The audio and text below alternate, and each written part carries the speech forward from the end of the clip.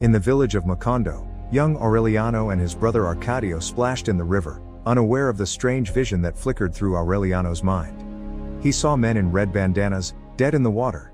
He reached for a bandana swirling in the current, but it vanished as Arcadio pulled him from the riverbank. Back in Macondo, their father, José, was lost in his world of inventions, much to the frustration of his wife Ursula. One day, Ursula went to meet José, telling him they needed to talk. However, José was engrossed in his invention, a solar weapon, explaining that it could be used by an army or sold to the government. This caused Ursula to leave angrily.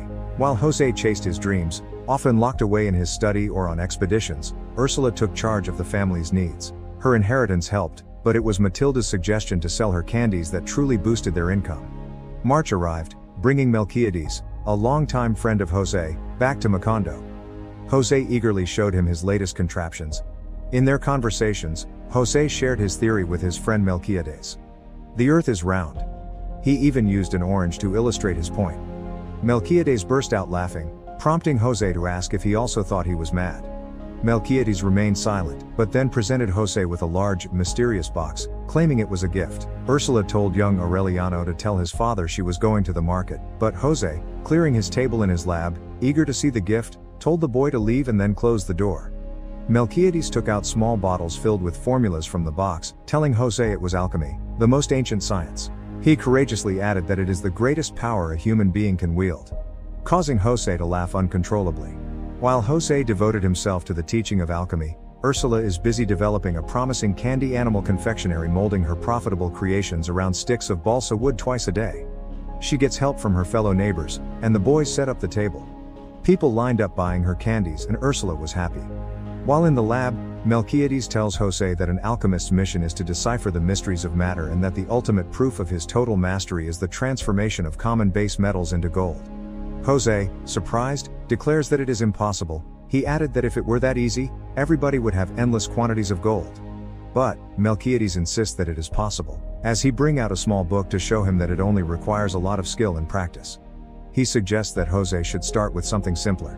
One day, Ursula calls out for her children, announcing that their food is ready. But the boys are nowhere to be found. Unbeknownst to her, Aureliano and his brother are deep in the woods, hunting. As Ursula searches for them, José stumbles upon her stash of coins and takes them for an experiment. Meanwhile, the boys are in pursuit of a pig, chasing it through the underbrush as it desperately tries to escape. At last, the eldest, Arcadio, catches up and swiftly slaughters it with his knife. Overjoyed by their hunt, the brothers share a moment of excitement before hauling the pig home. Elsewhere, Ursula seeks out Pilar, the town's gypsy fortune teller, asking if she has seen her sons. Pilar reassures her that the boys must be close and invites her to sit for a quick reading. Ursula agrees and inquires about her husband, José. Pilar instructs her to draw 3 cards. The first reveals that José sees the world differently. The second suggests he is a man of passion, but uninterested in women or other vices. Just then, the boys return with their prize, cutting the reading short. As Ursula hurries to greet them, Pilar silently flips over the 3rd card. Ursula enters José's lab to tell him what the boys have brought home, only to discover that he has used all her coins. Confused, José insists he followed the formulas exactly, believing the process would double her gold. Furious, Ursula scolds him for taking the coins without asking, explaining that she needed them for her candy business. Bewildered, José asks what candies. He had no idea she even had a business, too consumed with his work in the lab. Frustrated, Ursula pleads with him to look at his children, pointing out that they are growing up without a father and have turned into little savages. José began spending more time with Arcadio and Aureliano, teaching them to read and write, sharing in their excitement of discovery. The boys grew, and Arcadio blossomed into a handsome young man. But Ursula's joy turned to worry when she accidentally stumbled upon him naked. Seeking advice, she visited Pilar, the town's gypsy fortune teller. Pilar asks Ursula to send her son, Arcadio, over for a fortune reading. While Arcadio chooses 3 cards, Pilar is shocked by the answers they reveal. She puts her hand beneath the table and grabs him inappropriately, making a huge discovery. Just then, Ursula approaches them, and Pilar reassures Ursula about Arcadio's health. That night, Arcadio can't sleep, disturbed by the way Pilar touched him earlier. He takes a lamp and rushes to her house, and they begin a secret affair together. Arcadio, consumed by his newfound passion, shared his secret with Aureliano, describing the experience as an earthquake. One day, José was showing his sons his new invention, explaining that the sun's rays converge at the lens, and that when projected, they can burn the target, which he demonstrated using a vessel as an example. Ursula smiled at them, patting her pregnant stomach. After some time, Melquiades' group known as the Gypsies returned, bringing with them a block of ice, a marvel that both fascinated and terrified José's sons. But the Gypsies also brought heartbreaking news. Melquiades had died. The loss devastated José, who had eagerly awaited sharing his latest discovery with his friend. To honor Melquiades' memory, José threw himself even deeper into alchemy, determined to turn metal into gold. Meanwhile, Ursula gave birth to a daughter, Amaranta. But José doesn't seem concerned, as he rushes to show them his new discovery, that he has recovered gold from an impossible alloy. José asks his eldest son, Arcadio, what he thinks about it. Arcadio jokingly says that it looks like dog poop, which prompts José to toss him on the head. Arcadio, feeling stifled, confided in Pilar, telling her that his father treats him like a little boy. He added that he wants to live life his own way. Pilar suggested that he simply tell his father what he wants. Arcadio responded that all he wants is to be with her.